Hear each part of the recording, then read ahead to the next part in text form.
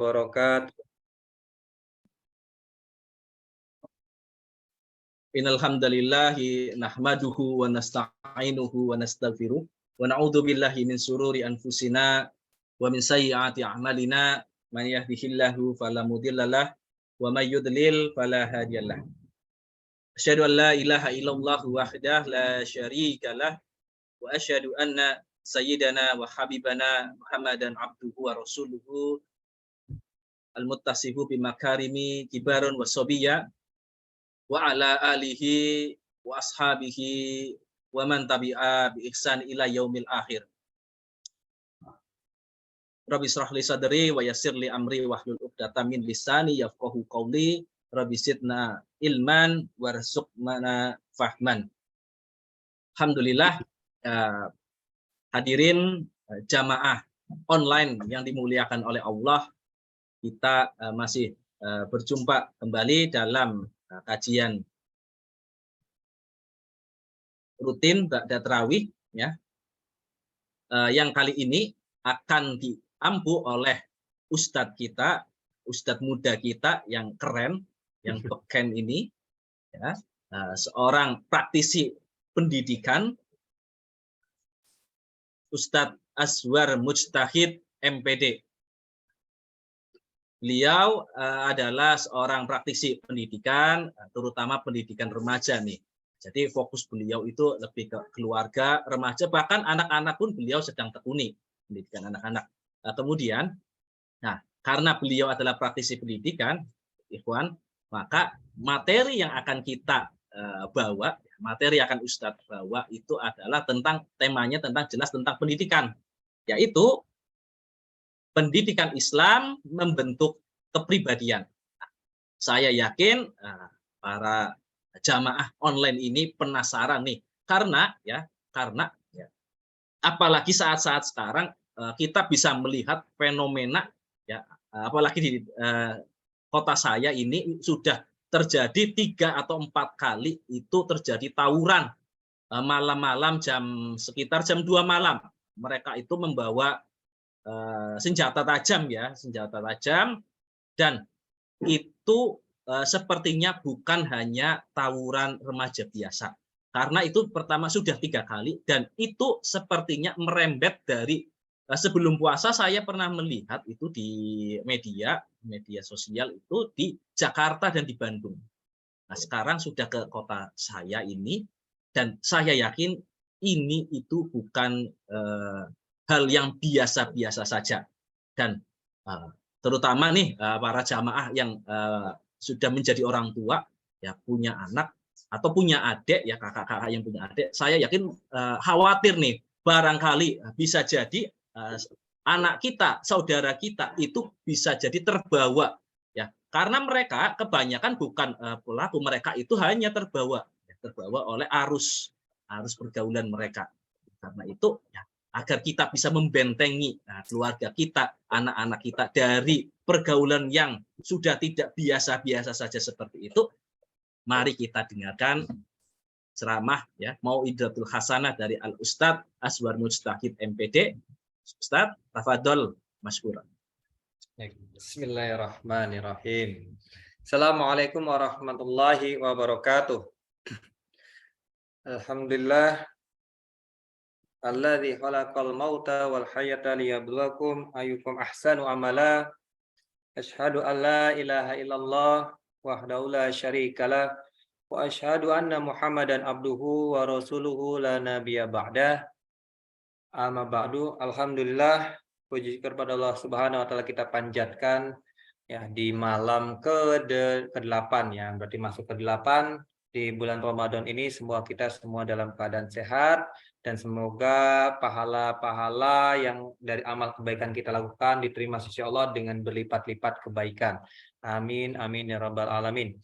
Selawat dan salam kita curahkan pada junjungan besar kita Nabi Allah Muhammad sallallahu alaihi wasallam, kepada keluarganya, kepada sahabatnya, dan kepada umatnya beliau yang kita semua mendapatkan syafaat beliau di yaumul akhir. Amin ya rabbal alamin. Ya, jamaah pemirsa dakwah Tegal dan pemirsa jamaah online yang dirahmati Allah Subhanahu wa taala, ya.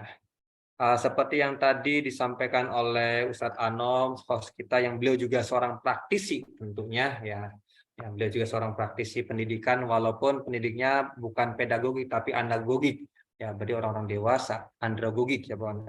Dia orang-orang dewasa yang didik karena beliau dosen, ya. Masalah kelas saya guru. Nah, guru, ya. Saya praktisi pendidikan karena proses jadi guru. Ya, semoga materi ini sama-sama membukakan pikiran kita terkait pendidikan anak.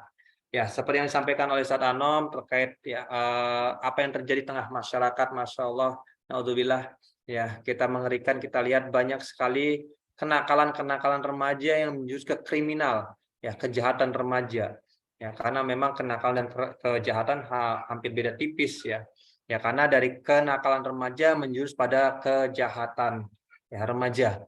Karena pelakunya adalah remaja. Kita lihat bagaimana yang sekarang fenomena kelitih yang semakin merajalela. Ya, lagi sekarang bulan Ramadan, perang sarung yang bukan lagi perang sarung seperti dulu pernah dipopulerkan dengan senang-senang, tapi sekarang dalamnya menggunakan benda-benda keras yang bisa membunuh. Naudzubillah, ya. Ada lagi anak kecil membunuh temannya, ya, terpengaruh game online. Naudzubillah. Ya, ada lagi fenomena kenakalan remaja lainnya terkait masalah penyimpangan seks, gitu kan, ya, pergaulan bebas dan sebagainya. Ini sebuah hal yang mengerikan bagi kita semuanya selaku orang tua, baik orang tua di rumah maupun orang tua di sekolah, yaitu guru itu sendiri. Kita lihat fenomena ini, ya, begitu merajalela, tidak hanya satu kali, dua kali kejadian. Ya, tapi setiap hari ada kejadian-kejadian baru dimanapun tempatnya, selalu ada. Ya, ini sebuah hal yang mengerikan tentunya bagi orang tua. Kita tidak lagi aman melepas anak, ya, ketika melepas anak keluar rumah. Rasa tidak aman ini tentunya akan berimbas juga dengan tingkah lakunya anak-anak itu sendiri.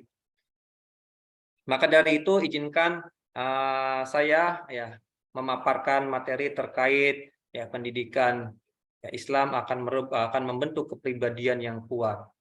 Ya, bicara tentang fenomena yang terjadi kali ini di dunia saat ini, terutama khususnya di Indonesia, ya, kita bisa lihat bahwa kenakalan dan kejahatan remaja ini, ya, tidak lepas dari 3 unsur sebetulnya. Ya.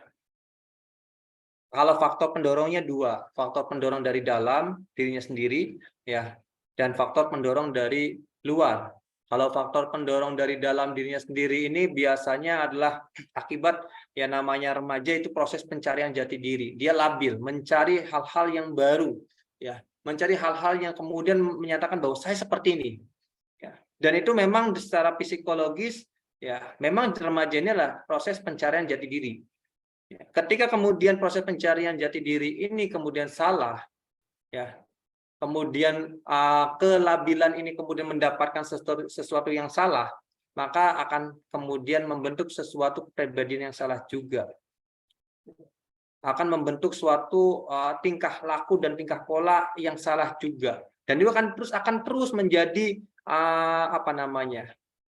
jati dirinya. Ya, bahwa saya seperti ini dan merasa nyaman dengan hal-hal yang padahal itu salah.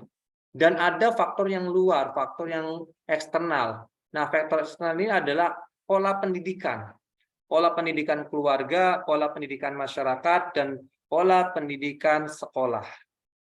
Ya, 3 pola pendidikan ini saling berkaitan dan saling menunjang. Ya, tidak bisa kemudian, ya, salah satunya unggul tapi yang lainnya diabaikan. Bicara tentang pendidikan yang saat ini terjadi, kita lihat, ya, ketika anak remaja mendapatkan mencari jati dirinya, ya, kebanyakan anak-anak ini akan mencari sesuatu yang dia lihat, dia indera. Maka kemudian kita bisa lihat anak-anak banyak meniru sesuatu yang dari mana? Anak-anak sekarang itu sangat mudah sekali yang mendapatkan informasi dari gadget mereka yang mereka miliki. Dan kita tahu bersama anak-anak generasi Z ini, ya, mereka sangat-sangat mudah mendapatkan akses internet, ya, dan memang mereka tidak lepas dari gadget. Mereka tonton sesuatu yang kemudian lepas kendali. akhirnya kemudian ini membentuk karakternya, membentuk pemahamannya. Nah, ini harus diwaspadai bagi orang tua ya terkait gadget, karena memang dari situlah salah satu sumber ya anak mencari jati diri. Ya, salah satu sumber mereka meniru apa yang dilakukan. Nah, ketika bicara pendidikan, ya, maka kita lihat pendidikan zaman sekarang ini tidak menyudutkan siapapun, tapi ini fakta yang ya saya alami ketika saya tanya terkait bagaimana anak sekolah, kemudian saya tanya terkait pendidikan di rumah. Pendidikan di rumah ini menjadi salah satu fondasi awal terbentuknya sebuah kepribadian seorang anak.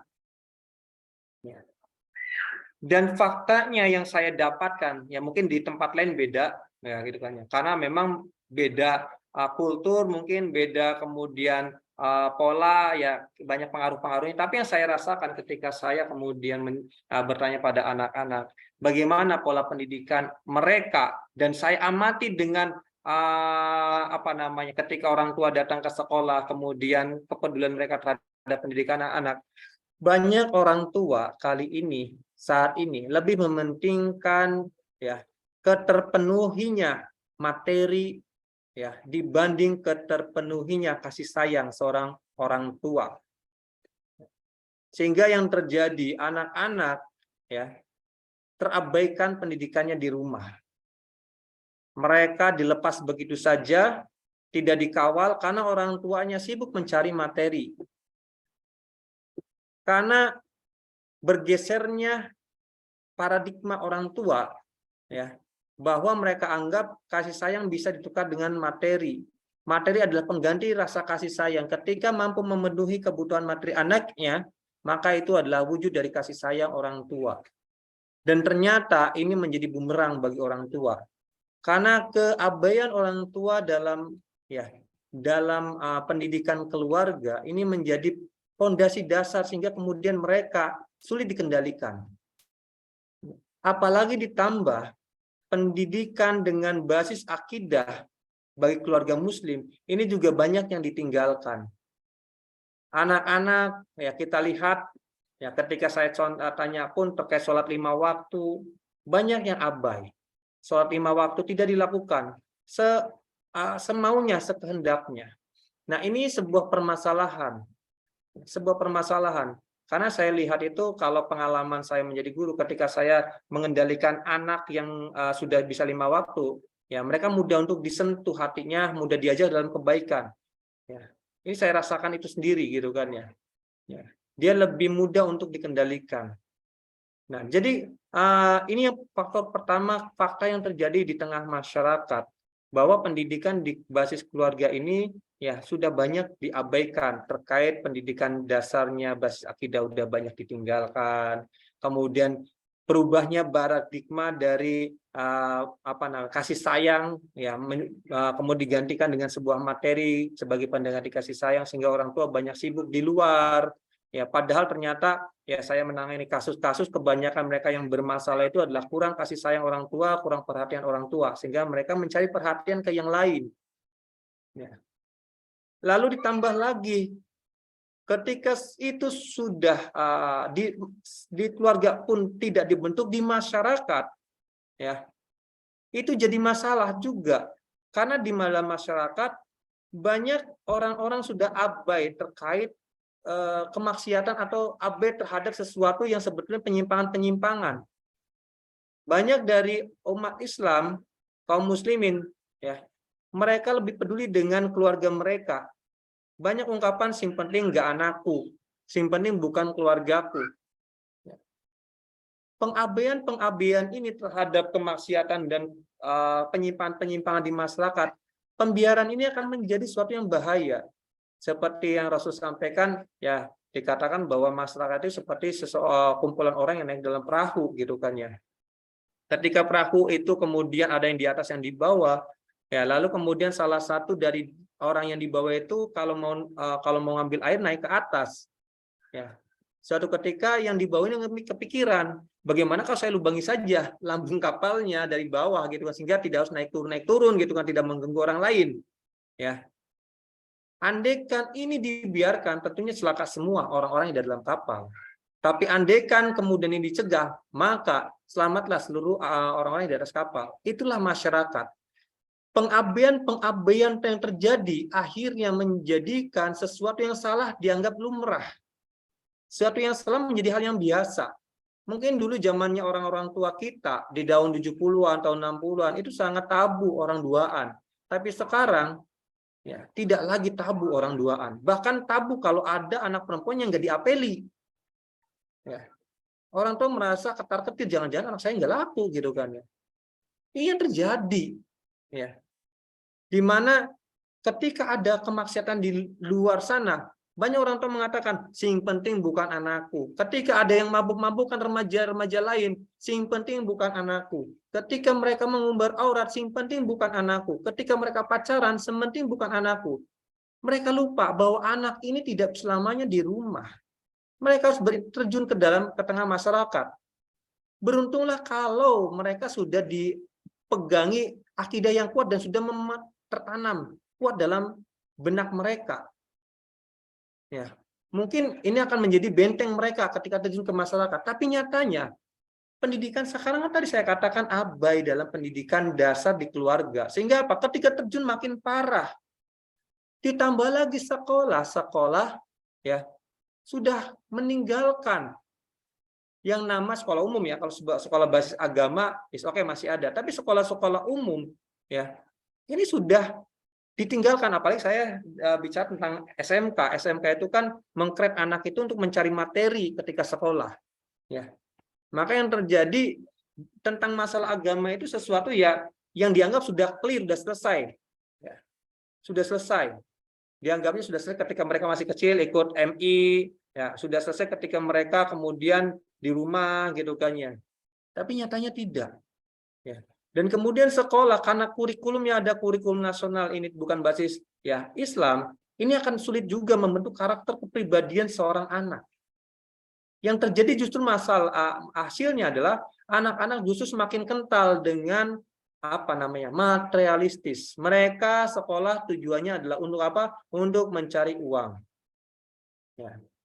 Ini akan diperparah kalau ternyata guru-gurunya tidak peduli dengan perkembangan anak. Ya. Ini yang terjadi tengah masyarakat yang saya amati gitu kan ya. Banyak keprihatinan. Baru juga tadi pagi ya ketika saya ngajar habis zuhur saya tanya ya siapa yang belum sholat, ternyata masih banyak yang belum sholat. Saya usir untuk sholat dulu. Ya, lalu kemudian ketika masuk saya tanya gitu kan ya siapa yang sholat 5 waktu ya minimal ini 7 hari bulan Ramadan. Yang ngacung hanya ada 4 orang dari sekian dari 34 anak. Ya, hanya 4 anak yang sholat 5 waktu. Saya tanya lagi, siapa yang 5 waktunya berjamaah di masjid? Nggak ada. Ya, itu sudah perhatian. Ya. Tapi masih beruntung, masih ada 5 waktu gitu kan. Ini sebagai contoh saja gitu kan ya. Nah, ini 3 unsur tadilah yang kemudian pendidikan ini ya saling berkaitan. Nah, bicara tentang pembentukan karakter, maka 3 unsur tadi harusnya ya kemudian bisa membentuk karakter seorang anak, seorang ya remaja, ya bahwa kepribadian ini terbentuk dari pola pikir dan pola sikap. Ya, sahsiah Islam ini terbentuk dari akliyah dan nafsiyah, ya, pola pikir dan pola sikap. Pola pikir didapat dari mana? Dari ilmu-ilmu yang dia pelajari. Pola pikir yang benar harusnya berbasis akidah, di mana tolak ukur tingkah laku mereka itu jelas, yaitu baik dan benernya adalah dari Allah Subhanahu wa taala. Karena tolak ukur kalau bukan dari ya wahyu Allah melalui hawa nafsu, mungkin bisa jadi berbeda, dikatakan bagi A ini benar, bagi B itu salah. Ya. Tapi tolak ukur yang basisnya akidah yaitu dari Quran dan Sunnah jelas. Yang hak mana, yang batil mana itu jelas. Nah, ketika kemudian anak dididik dengan basis akidah, dikuatkan dari keluarganya, di sekolah dikuatkan, di pondasi awal, di pendidikan dasarnya, ya, maka ini sesuatu yang sudah bisa membentengi. Ditambah lagi masyarakat pun diatur dengan ya pemikiran-pemikiran dan peraturan-peraturan yang berbasis akidah, masya Allah. Ini akan semakin memudahkan pembentukan karakter remaja. Kalau kita bicara tentang dua hal saja dulu, yaitu bicara tentang sekolah dan rumah.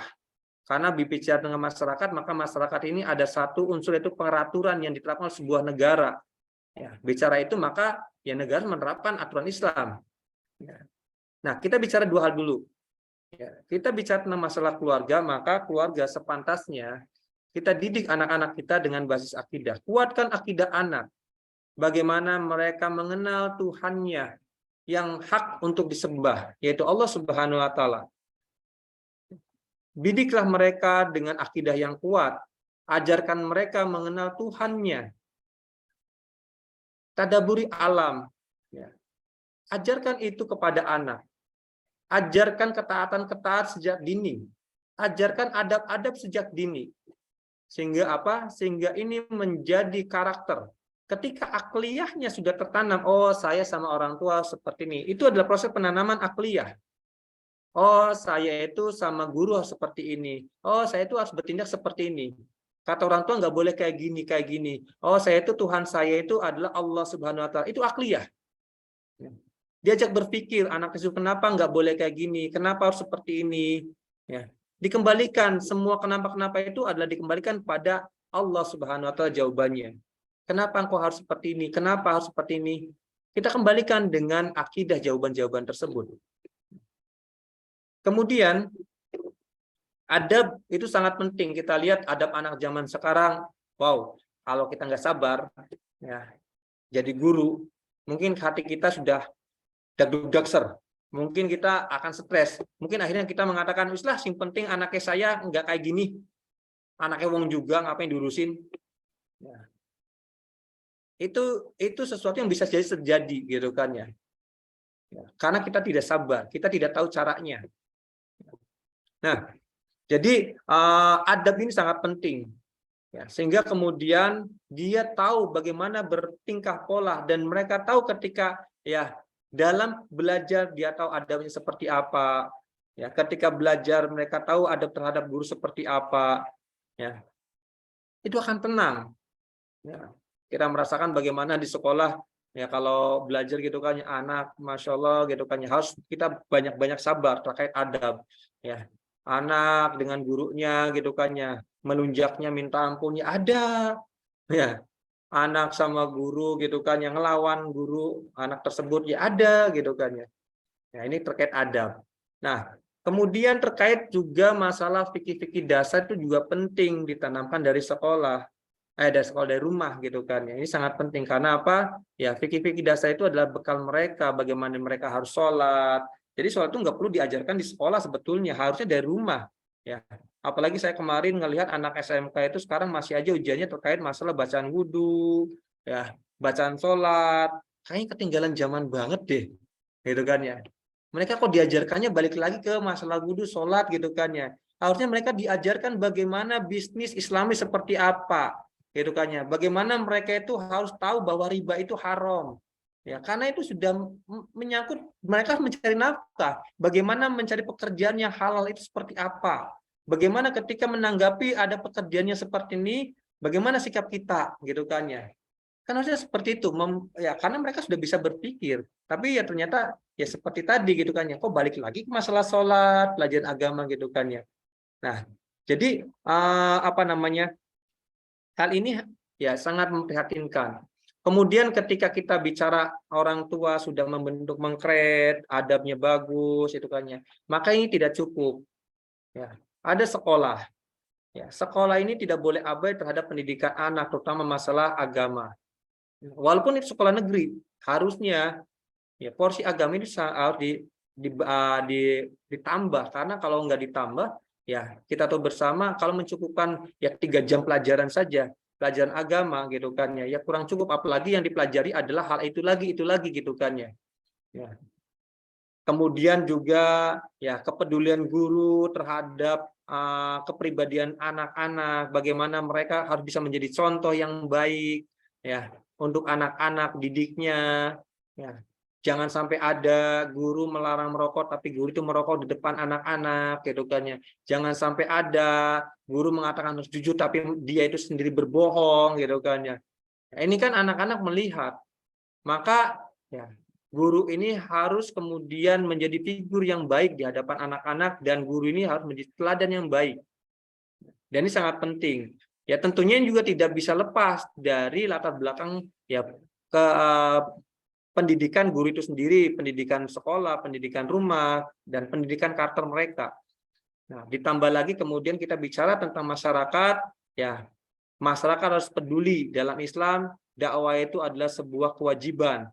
Ya. Man ra'a minkum mungkaron fayughayyirhu biyadihi. Ketika Rasul menyampaikan kalau ada ya sesuatu kemungkaran, maka ubahlah dengan tangan. Artinya kemungkaran-kemungkaran harus diubah dengan kekuasaan. Maka itu adalah ranahnya pemerintah, ranahnya penguasa. Ya, ketika ada anak-anak melakukan kemaksiatan-kemaksiatan yang kemudian nampak, harusnya ya pemerintah mempertegas bahwa hal itu adalah hal yang dilarang. Ya, harus diberi pendidikan yang baik karena peraturan sangat penting. Ya. Ketika kemudian kita sebagai masyarakat gimana? Maka sebagai masyarakat Pak Ilam Yastati Fabidisanihi, maka ketika melihat kemungkaran, saya bukan penguasa. Ya, harus apa lakukan ketika ada kemungkaran? Maka sampaikan lagi dengan lisan-lisan kita. Ketika ada anak-anak remaja yang kelihatan mencurigakan mau melakukan suatu kemaksiatan, kita ingatkan. Kita tidak boleh abai. Kita tidak boleh membiarkan begitu saja. Ya, ada anak yang duaan mojok-mojok, kita harus ingatkan mereka. Kita kemudian cari orang tuanya siapa, kita sampaikan ke orang tuanya. Dan orang tuanya harus peduli. Ya, ketika ada orang lain yang menasihat anaknya harusnya berterima kasih bukannya marah. Seperti itu. Ya, kemudian gitu kan ya, fa ilam yastati ya fabi qalbihi gitu kan ya. Jadi kalaupun ternyata kita nggak mampu apa-apa, minimal kita itu sengit ya. Kita itu sungkan nemen ngelihat ya, supaya itu kesel nemen. Ya. Kita kesel. Nah, kita ungkapkan kekesalan kita sebagai bentuk keimanan kita. Maka disinilah pentingnya peran kita sebagai orang tua di rumah, kemudian peran penting kita sebagai orang tua di sekolah kalau memang ada jadi profesi guru gitu kan ya, dan peran kita sebagai orang tua di masyarakat ya, ini sangat penting. 3 elemen ini yang membentuk kepribadian, yaitu apa? Berawal dari pola pikir, yaitu siapa? Pola pikir dibentuk dari pengetahuan yang didapat di rumah, di sekolah, dengan basis akidah tentunya. Lalu pola sikap dibentuk dari nafsiyah, pembentukan ketaatan. Dibentuk dari mana? Dari rumah. Ketaatan itu berasal dari rumah. Tadi basisnya akidah, bagaimana mereka dibentuk taat pada Allah Subhanahu wa taala sejak dini. Kemudian sekolah pun mendukung ketaatan ketika sholat duhur gitu kan ya, dibuat program ya, mereka yang muslim wajib sholat duhur, dikawal dan sebagainya ya. Ketaatan inilah akan membentuk ya nafsiyahnya. Maka dua hal ini sangat penting, pembentukan akliyah dari pengetahuan-pengetahuan dari sakofa-sakofa, dan pembentukan nafsiyah bersumber dari ketaatan yang diajarkan dari basis keluarga, sekolah, dan masyarakat. Ketika ini bisa jalan, insya Allah, ya, maka remaja-remaja tidak kehilangan arah lagi. Tapi ini suatu tugas yang berat, karena tidak bisa hanya bertopang pada satu kaki. Membuat seperti ini ya, kepribadian Islam ini tidak bisa bertopang pada pendidikan keluarga saja, tapi juga bertopang pada pendidikan sekolah, di mana sekolah itu adalah ranahnya pemerintah. Ya, bagaimana pemerintah membuat kurikulum yang betul-betul membuat karakter yang benar, karakter yang memang seperti fitrahnya Allah ciptakan manusia dalam keadaan baik mereka sebetulnya. Ya. Lalu kemudian di masyarakat pun, masyarakat diatur dengan aturan-aturan yang hak dan batil dengan jelas, yaitu dari Quran. Tentunya ketika kita ingin bicara bagaimana membentuk karakter pribadiannya seorang anak menjadi pribadi yang islami, maka tidak bisa lepas dari pendidikan Islam yang kafah, Islam yang bersumber dari keluarga, dari sekolah, dan dari masyarakat. Dan ini tugas besar kita, bagaimana kita peduli dengan hal tersebut, ya kita mari bersama-sama kembali pada Islam sehingga kita betul-betul bisa membentuk karakter yang sempurna, Islam yang kafah, Islam yang berdiri tegak, ya kokoh di tengah-tengah masyarakat yang bisa membentuk kepribadian anak-anak itu sendiri. Itu yang bisa saya sampaikan. Ya, jazakumullah khairan katsiran. Monggo saya kembalikan kepada moderator. Kalaupun moderator menanya-nanya, bolehlah, ya apa-apa ya, kita tiktokan ataupun yang lain mau bertanya silakan, baik yang di YouTube maupun yang di Zoom, ya kami persilakan. Saya kembalikan ke moderator. Oke, jazakallahu khairan wa ahsanul jasa. Ya Ustaz, luar biasa ini. Jadi untuk membentuk yang bisa saya garis bawahi itu untuk membentuk kepribadian yang Islami itu butuh sinergi antara keluarga, sekolah, dan masyarakat. Yang ketiganya itu tidak akan bersinergi tanpa Islam diterapkan secara kafah, yaitu dalam skala yang tertinggi atau yang paling mengakar, yaitu skala negara atau skala aturan sistem. Oke, Ustadz, ada beberapa hal yang menarik nih, yang mungkin saya pengen tanya-tanya dulu sebentar. Ya, monggo. Jadi kalau saya melihat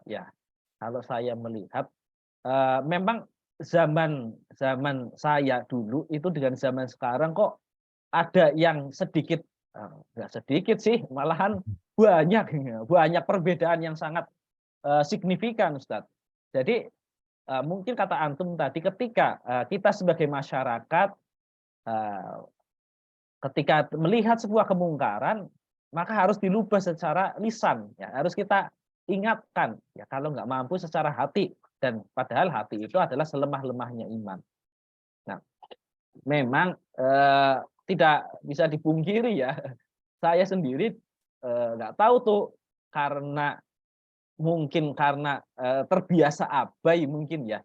Dulu itu saya ketika ada waktu itu pernah ada laki-laki sama perempuan malam-malam ke gor, ke masjid yang sampingnya Arafah itu, ya malam-malam. Nah, saya pas nongkrong di daerah situ, kok masuk, nah, tak kejar kan, ternyata lagi nongkrong ngobrol di terasnya masjid malam Ahad waktu itu. Nah, saya omongin tuh. Nah, tapi sekarang mungkin karena lama itu pembiaran, kok akhirnya nggak penak sendiri. Ya, iya. Nggak penak sendiri.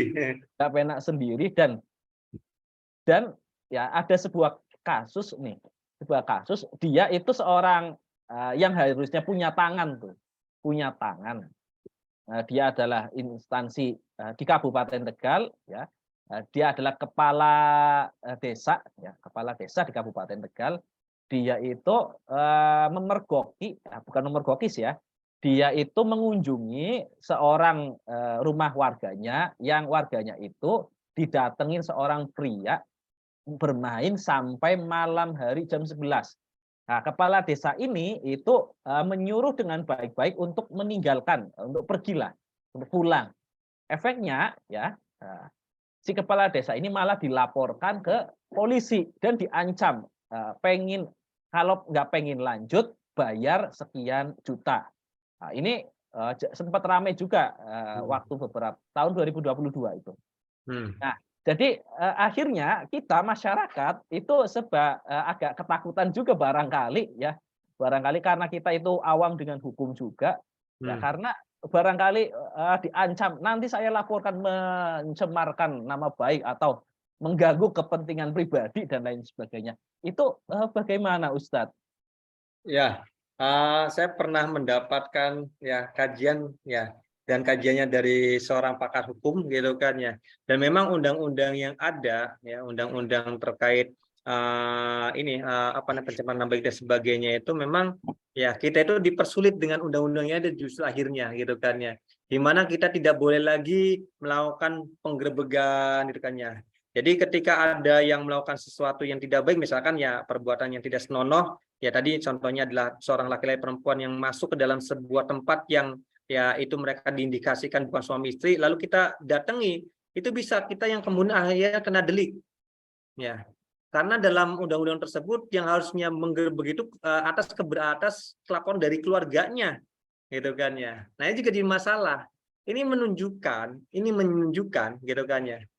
Undang-undang yang ada justru menyuburkan. Akhirnya kan ya, itu kan efek akhirnya undang-undang yang ada karena kita aduh kok malah dilaporkan. Ternyata memang ada deliknya gitu kan ya. Ya, ada deliknya. Ya, karena tidak boleh sembarang orang yang melaporkan gitu kan ya. Anda siapa gitu kan ya. Dalam undang-undangnya nggak boleh, harus keluar yang keberatan harusnya dia yang melaporkan adalah keluarga saya gitu kan ya. Kalau saya biasa baik gitu kan ya, misalkan gitu kan ya. Nah, itu bisa kena gitu kan ya. Ini menunjukkan lemahnya undang-undang yang ada. Ini lemahnya undang-undang yang dibuat oleh manusia. Ya. Apa kita mau seperti itu terus gitu kan ya pertanyaannya. Ini kan sebuah kasus yang memang sebetulnya bersumber dari undang-undang yang ada. Ya, undang-undang yang kemudian akhirnya tumpul ya, tajam ke atas, ke bawah, tumpul ke atas gitu kan ya. Di mana kita bisa kena delik pada kita tujuannya baik. Tujuan kita adalah bagaimana mencegah kemungkaran, tapi ternyata sistem yang ada, undang-undang yang ada justru orang-orang seperti itu adalah orang-orang yang akan kena pasal. Akhirnya apa? Kita akhirnya kasihlah nanti saja daripada saya kena gitu kan ya, AB saja gitu kan ya. Ya.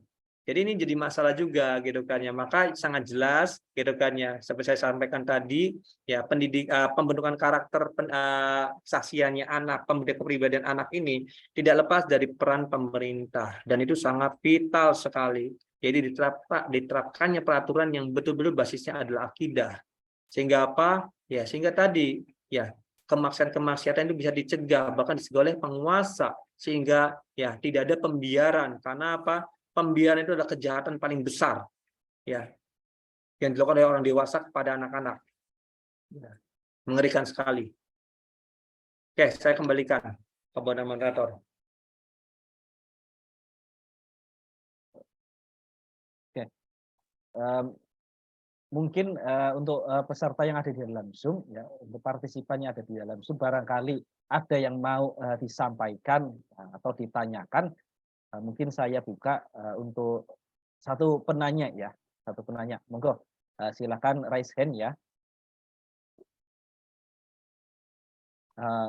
Ustadz Ahmad Dauli Irfan, monggo, tafadhol Ustadz, silakan dibuka mute-nya.